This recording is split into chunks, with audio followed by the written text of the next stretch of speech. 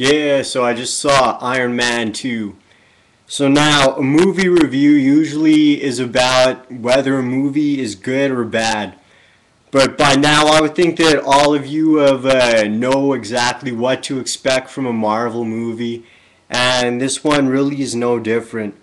Basically, with all these Marvel movies, all they do is they just take the same formula and they fit it in with the specific comic book that they're adapting.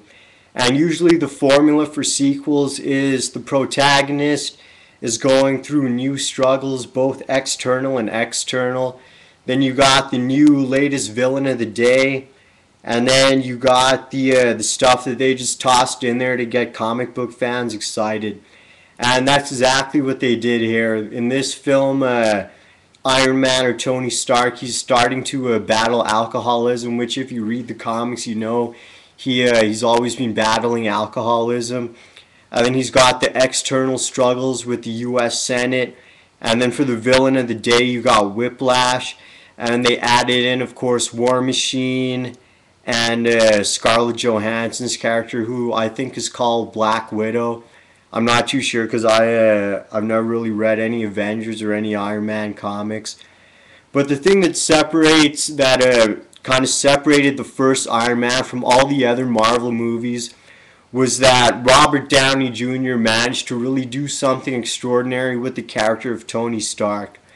Because usually with Marvel movies, all the characters just kind of have stereotypical personalities.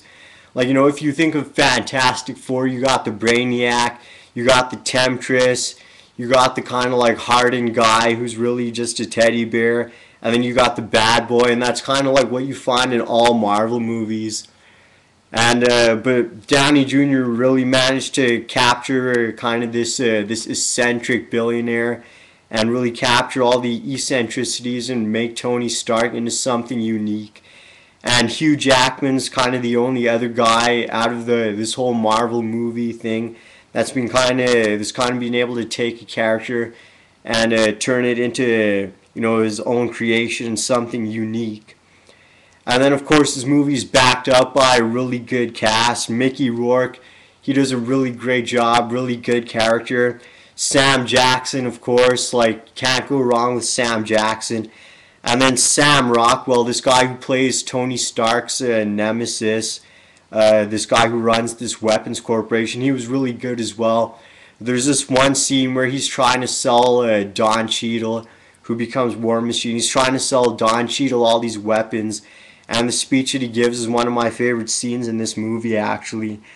And then Scarlett Johansson's character really didn't add anything to it, I found. She's just kind of there to get people stoked. So, with Iron Man 2, if you're looking for something that's emotionally gripping and something that's going to break through, then unfortunately this isn't a Dark Knight or this isn't a Watchmen. But what this is just a really good, solid, fun time at the movies. So, yeah, overall I give this movie 3.5 out of 5 just because, it's slightly above average. But it definitely, again, isn't anything that's going to be super extraordinary and it's going to be talked about for years to come.